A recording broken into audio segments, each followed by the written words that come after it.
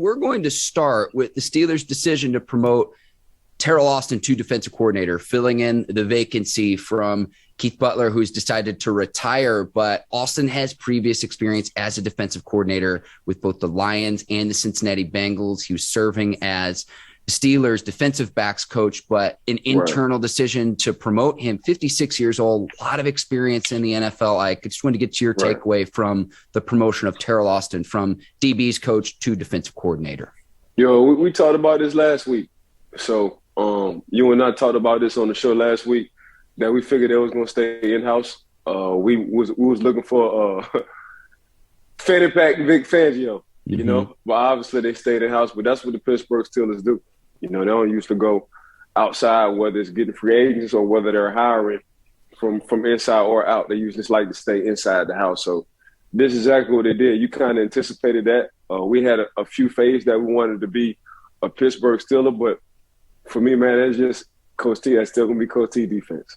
That's how I look at it. But what I do like now is you getting a defensive play caller from the back end. So Coach Austin was a DB coach.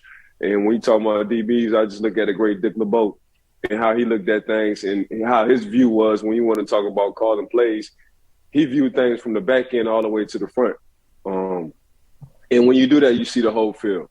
You know, you don't – and you're more open-minded. And you understand what it is to be a linebacker in bad situations. You understand what it is to be a defensive lineman in bad situations. That's just my personal opinion when it comes down to being a DC. Linebackers, former linebackers, you know, they look at it from the linebacker point of view all the way up to the front, and y'all guys figure it out in the back. That's just how I feel. So for us, it's like we got to look at it from, okay, we see everything in front of us, and this is our view. We get to see the whole field, you know, and we got to protect. Because if we give up a play, you know, you might as well strike up the band, or you're going to be on one of these network shows. So that's how I look at it, man. Just coming from a defensive back perspective, you get a defensive back coach, he got a different point of view. So he gonna see it from all kind of angles, but don't get it twisted. It's still Coach Tomlin defense. Let's strike up the band with pick sixes for the Steelers defensively. Right. Yes. I'm going to go full Yinzer here, Ike. The glass half full approach here is that Austin played safety at the University of Pittsburgh. So he's familiar with the Steelers organization, having coached there for 4 years, played his college ball there, considered a favorite throughout this process. And also his previous experience as a defense coordinator, which I touched on.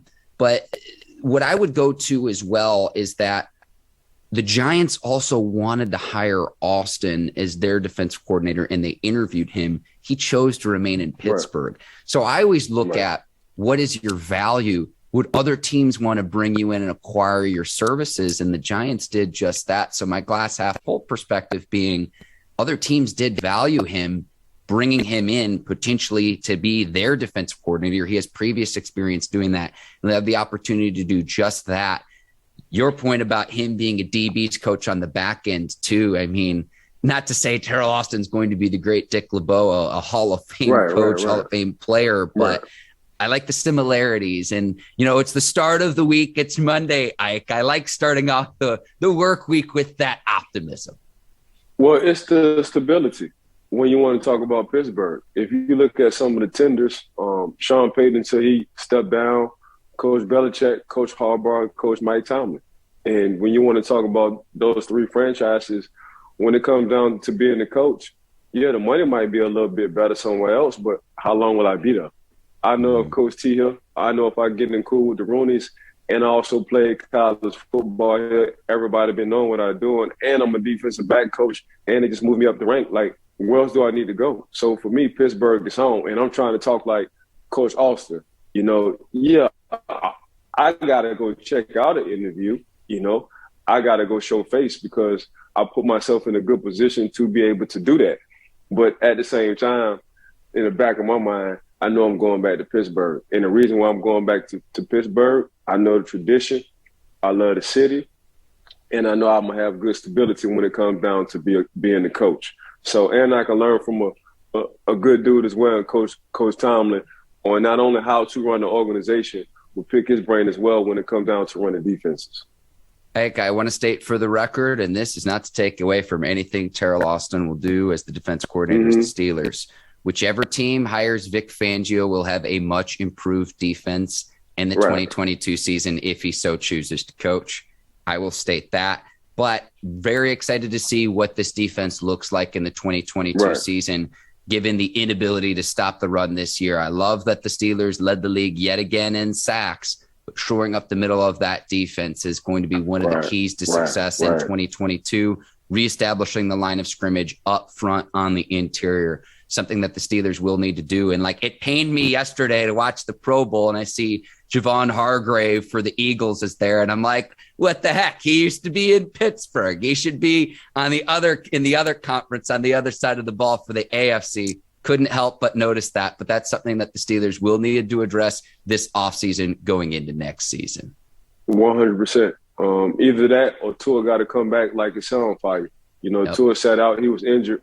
Plus, he had some personal issues, what he had going on off the field. So, as an organization, man, they gave him a lot of leeway to really get his mind right and get himself together as a young man. But my personal opinion, and we talk about this on the show, Mark, you got to go stout on that defensive line, especially at that nose and D tackle. You know what I'm saying? Cam going to be Cam. Cam, for me, is a future Hall of Famer. We all know what he do. We all know how consistent he is. But to take some of that slack, because Cam is getting older, going on get you a young stud who can sit down in the middle and be an anchor for a minute and let Cam continue to make his plays. But that running game on the defensive side, man, they got to come to a halt. Because when the team can run the ball on you, they control the game, they control the clock, and they take your will. That's just what it is. And teams who can't run on you, man, you give your offense more opportunities to, either do the same thing, vice versa, or make plays. So that running game, man, that breaks your will. And for Pittsburgh, yeah, they led the league in sacks, but that's cool because you can lead the league in sacks, but somebody can run the ball down your throat. For us in the Pittsburgh Steelers in that tradition, I'd rather you pass the ball and air it out, and you go for 500 yards, than to run the ball and control the clock and pick up 300-400 yards. That's just what it is. So that running game ain't nothing but a slow down. That passing game, man, you kind of die quick when it comes down to the passing game. Once you get behind real fast, it's going to be hard to win the ball games. But that running game, man, you start running on teams and you control that clock. That's just like cutting you. That's just like cutting you with a blade, Mark. And you don't want to keep getting cut with a blade, slice by slice, and just literally, by the end of the day, you'll pass out 4 or 5 days later. So they do need to toughen up on that run game. That's one of the issues Pittsburgh need to do. I personally think they need to go get them a nose tackle. I think his name might be I'm not going to tell you, but he's from Georgia. Jordan Davis.